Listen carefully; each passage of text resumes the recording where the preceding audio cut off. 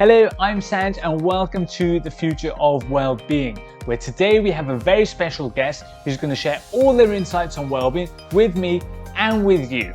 Get ready, get excited, and I'll see you on the other side.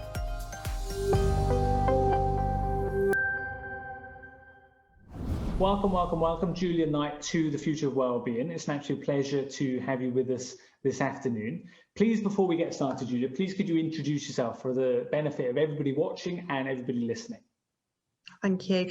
My name is Julia Knight and I'm the principal of Eton House, Bahrain, which is the small startup school in a very small island in the Gulf of Persia. There you go. I thought I'd get my geography in. And it's actually the first of a franchise of schools that are planned for the Middle East.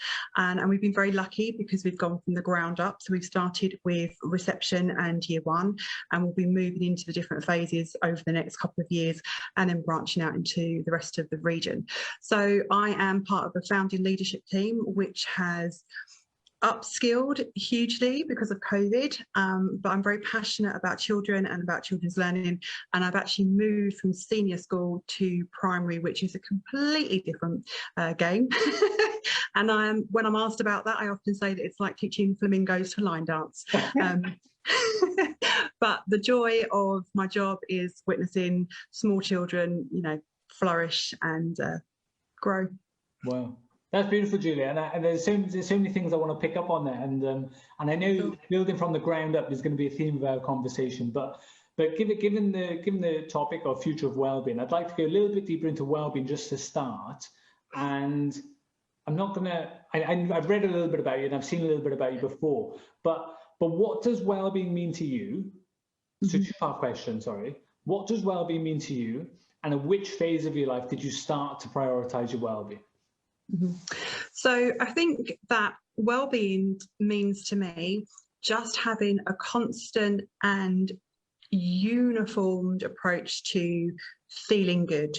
So not extremes of emotion, not really, really happy, not really, really sad, but just having the ability to manage emotions throughout difficult and easy periods of life. So well-being for me is about happiness, it's about joy, but it's also the ability to manage difficult situations, whether it's sadness, whether it's anger, whatever it might be. And it encompasses your health, it encompasses your sleeping patterns, it encompasses what you eat, what you do. And it's not really any one thing. You have to have a broad and rounded experience to it. So when I lived in Thailand, I was in Thailand for 4 years, and the second job that I had was assistant head. I was a great school in the middle of Bangkok, but I was also mother to my second child, and it was incredibly stressful. And one of the things I used to love doing on the way home was I'd going to have a foot massage, and it was just the ability just to completely disconnect from the busy day, disconnect from being a mum, and just go into that meditative state that just brought such joy to my world. And that got me thinking about how much more, and I suppose Buddhism was probably tied into that a little bit because you're surrounded by these beautiful temples.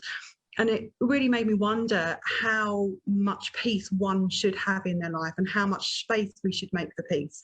And that started the journey into my own understanding of spirituality and meditation.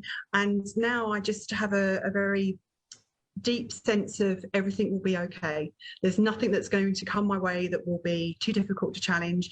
And I hope that just by surrender and understanding that I can't have control over everything, no human being can, that we can just mosey on through. But massage was probably the thing that saved me as a second time around mum in a busy school. When was that? What year were you speaking about here, Julia? So we moved to Bangkok in 2012, and I went to a very small school to be head of English, which was fantastic. And then I got a fantastic opportunity to become assistant head of Key Stage 3. And as you know, Key Stage 3 is the largest year groups in a senior school. But it was right in the middle of Bangkok. And that was 2014 to 16. And actually, during those moments of peace and meditation, I remember coming home and speaking to my husband and saying, I don't want to be a senior leader at the moment. I just cannot fulfill being a mum and fulfill being a good leader. And my husband, and I will always say this, he is absolutely amazing. And he's like, darling, it's up to you, you choose, and we will go with it. So I took the decision to sidestep, and I stepped into a head of year role, which I'd done in London for 4 years, and I found that in a school in Bahrain. And it was really, really good just to be out of the pressures of leadership, but still have that pastoral link with students, which I'm really, really keen on. And I had them for 4 years, and then I got a fantastic role as a vice principal, and I was promoted to principal just recently. So my trajectory's gone nice and calm and up again. But also, what fascinates me about that the most is that it was going up before, and then you decided for it to go a little bit like that. You took that proactive decision to say, you know what, life, hold on a bit. I need some time for me. I need to give some time for my family. Yeah. And when I'm ready, or when the world is ready to go like that again, it will go. But for now, I'm taking it here. So you made that as a conscious decision for yourself. Yeah. And I think it's probably the biggest issue that women face as leaders. What do you prioritise as a mum? Do you prioritise as a head teacher? Do you prioritise your career, your education? And I think this is where the pay gap happens for women. This is where the skills gap happens for women. And this is where we have that incredible guilt as mothers happens. You know, we have to decide. And for me, I've got a very supportive partner, and I've got a very supportive family, but I could have been ahead years ago. Yeah. But I had to make the decision that it wasn't where my family and I needed to be at that point. So well-being for me is being able to have control of those decisions. For some people, they're control, or perhaps they don't have that in their life. Maybe, you know, you're in a difficult position financially and you can't take your foot off the gas. And that, you know, again, is all part of that well-being, isn't it? About making sure that every aspect of your life is in motion, in a constant motion. No, that's beautiful. I'm so glad that you shared that, and I'm so glad that you shared about the things beyond the mindset of an individual. One of the most fascinating elements of the PhD so far is learning the definition of what well-being means. And some of the science says that well-being is the extent to which we connect to ourselves, our community, but also nature. So you tie into the massive impact of community. You know, the people that you live with, the people that you work with. You know, these definitely have a huge role to play. So thank you very much for sharing that, Julia. I want to dive a little bit deeper now into what you do every single day in terms of school, and how COVID has impacted your school so far. What have been the biggest changes for you? And then secondly, how do you feel that education will develop and will progress thanks to COVID? Well, I mean, I left my very stable job in 2020 in the middle of COVID. And the decision, and there was a few months there where I didn't have a job to go to. So, because in international teaching, you tend to resign between October and December, and then you are job hunting, and some jobs don't come online until March. So there's an awful period in your life where you feel as if you're in free fall, and the people around you don't want to keep asking if you've got a job yet because they might upset you. And there was an awkward 2 or 3 months where I thought, what am I doing? This is crazy. But again, the art of surrender and the art of everything will be fine, which is my mantra, and it always is, led me to my position in March 2020. So for me, well-being is always going to be about having the ability just to steady those really strong surges of emotion. So starting a school in COVID is probably not the wisest of ideas, especially when you're in the international sector and it's a private and it's a business, because obviously there's been huge knock-on effects in the industries that would feed into our school, banking, for example, aviation, all of those industries that traditionally paid for school fees started pulling and people started leaving, and and understandably those families went back to Europe or the US or wherever and took the children with them. So we knew what we were up against in terms of our customer base, but we also knew that we had a very good ethos and a school that was completely different to the ones that are currently on the island. And that's not to do a disservice to them. There are some fantastic schools here, but we look to do something different. And I've got a brilliant executive head. We had a conversation around having the International Baccalaureate. And originally, it was a great idea. But then when you're talking things over, it was like, right, we will end up being quite niche.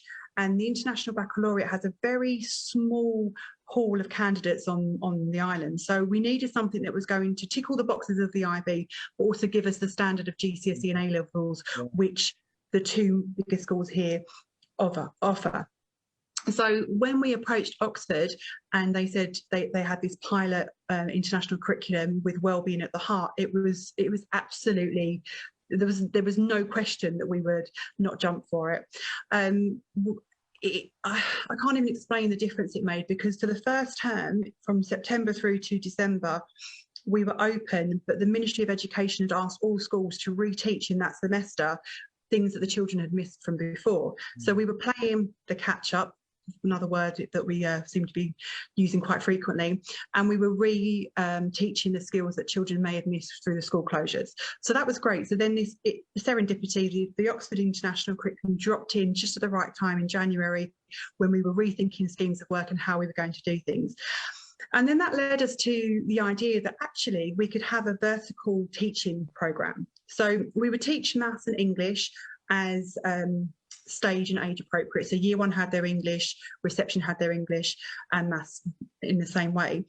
But actually, why don't we put the children together for wellbeing? Why can't reception students learn the art of wellbeing with year one? And why don't we put together the Global Skills Project as well? So we had the younger children learning with the older children. And what happened from there was just this amazing sense of community. We gave, I mean, it's all project-based learning, problem-based learning as well. And we gave the autonomy of learning in these two areas to the children. And it's made such a difference. So playground duty, if there's an argument, as there always will be, or a conflict, the children will seek to sort it out themselves. If somebody falls over and hurts himself, one of them will go over, you just need to get up and take 10 breaths. And you're watching these children manage their emotions and understand that it was okay to cry, but now we need to move on. Or be really, really happy, but now it's time to go back into the classroom. So you can see that they are, and they're only little, they're babies, they're between 4 and 6 years of age. You can see them just having that lovely temperament of calmness in the school. And if you've ever been inside a primary school, you'll know that the words calm that doesn't always apply at playground, but it does in our school, and it's lovely. So we're a very small community, we are growing, and every time we welcome a new child in, one of the things the parents say is, I've heard about your wellbeing programme and it's been brilliant. And that's been a draw. That's actually been the thing that parents are looking for, because these children have been on their own since March, and they've had in and out education, and they've had no real sense of friendship, and especially if you're an only child, how do you navigate all the different emotions that you would have? So the schools were recently closed again for 5 weeks, and we went to virtual learning. And when I sat down with the team, we looked at our timetable and said, well, what can we do that will keep the academics, but also keep that sense of community? So we ditched all the subjects apart from maths and English, and we kept wellbeing and the Global Skills Project on our virtual timetable. So even during virtual school, they were still working on their Global Skills Project, which is the rainforest issue this term, and they were still learning the arts of what it means to be a good friend, what does it mean to be a good person, and we did that all through virtual school in 20-minute blocks. Yeah. So we just rethought from a child's point of view, what can they manage? And it was 20 minutes of each subject from 8 until 12 each day. That's exceptional. I want to dive a little bit deeper into that before we discuss the future of, education in the post-COVID world. But in terms of making that decision to drop maths and English, No, we kept maths and English. We dropped science. We dropped all the other subjects. Yeah, we kept maths and English. But what we did was because we know that children still needed the structure of the school day, but we needed to keep the virtual school fairly short. But we kept wellbeing and global skills all through the week. Amazing. And then, in terms of that decision, is that just a school decision? Do you have to consult Oxford about that? Is that what autonomy lies there? No, Oxford have been really good. When we spoke about, obviously, because they knew that we'd gone virtual because of news. When we spoke to them, it was that their resources are so well designed that we were able to and there's two parts to this, but they're so well designed that we were able to give education packs to our parents that they could do at home. Wow. Usually in school, what we do, we don't tend to give them the worksheets, we tend to make our own resources, just because it manages to encompass learning of all different abilities and stages. So if you have a student with dyslexia, for example, it's much better for them to use different materials to create a word or whatever it might be. So we tend not to use their worksheets, but for virtual school, absolutely sent them home and they were able to do them with their parents. So it's very hard to keep the essence and the soul of the school in virtual. Very, very difficult, because you're so disconnected. And this Zoom is such a, or Zoom in, or however you wish to say it, but that connection is just not the same. So to be able to have the children all together to talk about their feelings, about how they were feeling. And some of them are frightened to come back to school. Some of them didn't know how it was going to be to play again. And this is a school that talks about feelings. Can you imagine for us children who go to a school where it's not talked about? That is powerful. That's so inspiring. That's really, really inspiring. And, you know, thank you so much for doing that, you know, yeah, fantastic work. I want to ask you, I want to dive a little bit deeper into, because you've been in education for such a long time, you know, you've got a breadth of experience across the world in education. Where do you see education going forward in terms of, or maybe where do you see it and where would you like to see it if they're different, but where would you like to see education go because of this COVID experience? I think that we are heading in the right direction in terms of having conversations about children's mental health and well-being. And I think that once we are recognising that our children will need support, and what we also need to do is ditch this narrative of catch-up. Because actually children, you know, will bounce back. They would not have forgotten things that were taught on Zoom. They would not have forgotten things that were taught in a classroom prior to school closures. And what upsets me is that when we look at the national curriculum, there's a huge overlap between year to year and skill to skill. So in English, in year 1, when they're learning punctuation, they revisit that punctuation again in year 2. There is no need for this huge conversation about catch-up. What a school needs is a good teacher, which there are many of those, including my team, which are fantastic. And there are teaching assistants that can support the lower and the higher, because we often teach the middle, and the two ends of the spectrum tend to lose out the most. So we make sure in our classrooms that the resources that we make are tailored to the whole class, that are accessed by different abilities. But moving forward, we need to see children collaborating, talking, problem solving, and all the things that the IB does really well, and all the things that the Oxford International Curriculum also do very well. And it cannot be a dip in, dip out. You have to have all of this embedded from EYFS. So usually when there's education changes, they happen at the top end. Oh, the GCSEs, they're not good enough. Let's make them more rigorous. Well, brilliant, but you didn't think about Key Stage 3, you didn't think about Key Stage 2, and you certainly didn't think about Key Stage 1 when you were making those GCSEs more rigorous. So I think we need to flip it. I think we need to put the focus on our children at a much earlier stage, and because the academics will come when they discover the joy and love of learning. But if we are beating that out of them to try and get a GCSE result, then we are, you know, the horse has already bolted. So I do think change is coming. I do think there are lots more conversations, but I think there are certain voices in education that are louder than others, and we need a much more unified response. So arguments between traditionalists and progressives, why can't we just have both? Because actually rote learning for vocabulary on an EAL student will have a little bit of an effect, as will problem-based learning. So why can't a teacher have that autonomy in the classroom to decide which of those two methods are best for the children in front of them? Who knows?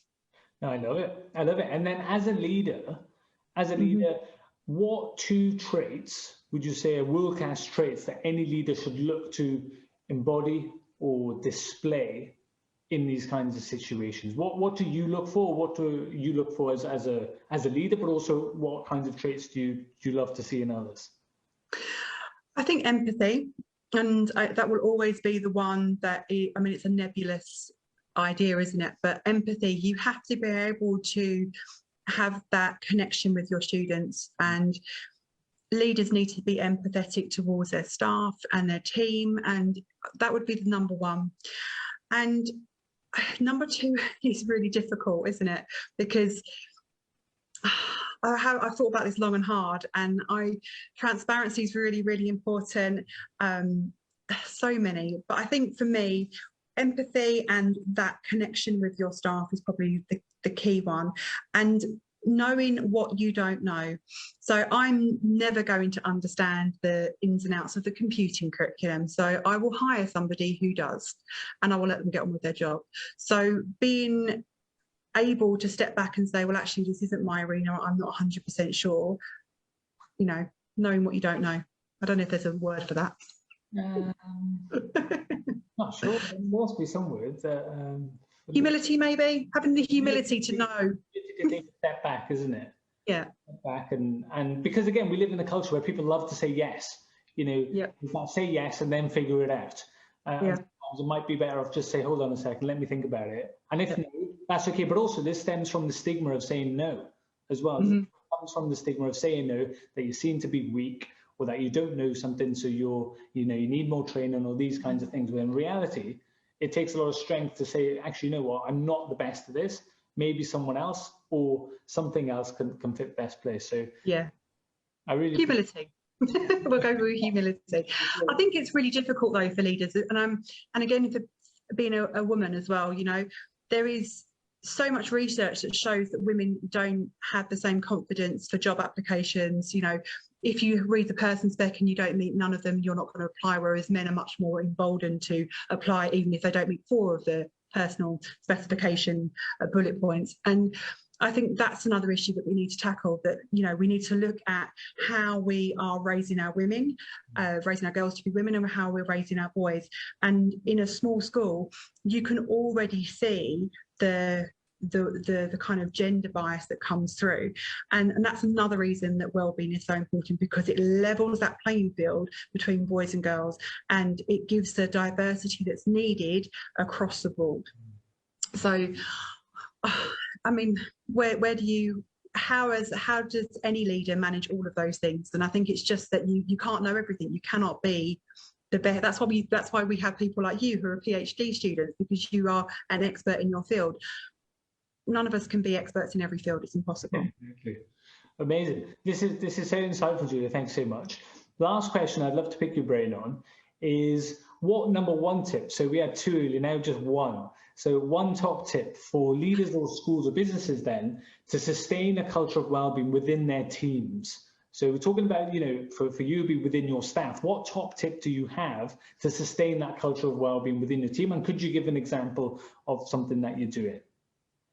So I think trust is really important. If you trust your staff to do their job and do it well, then that's the biggest load off of their mind. There's nothing more horrendous than a boss tapping you on the shoulder, can I have a little chat, or in an email. You know, those things should be eradicated, and they're eradicated through people showing that they trust each other. So you should never be afraid to call me and say I'm going to be 10 minutes late, or you know, something's happened, because actually, even if you are going to be 10 minutes late, I'm still going to trust you to do your job. And it's eradicating that fear of failure, eradicating that fear that permeates a lot of education. Because, and I've said this before, but leaders tend to treat their staff like teachers treat children, and actually we need to level that playing field. We need to come away from the idea that harsh discipline works, when actually, if you reason with somebody, if you say, you know, you were late this week, are you okay, is a lot better than, you know, you're late, what are you doing? You know, there's got to be a much nicer dialogue that happens, and I think that starts with trust in your staff. And it sounds ridiculous when you say it out loud like that. When you say you were late this week, is everything okay? Has something happened? Compared to, why were you late? What have you been doing? What have you been up to? And it sounds ridiculous when you say it out loud, but those are the conversations that actually happen. And unfortunately, you never know what somebody else has been through.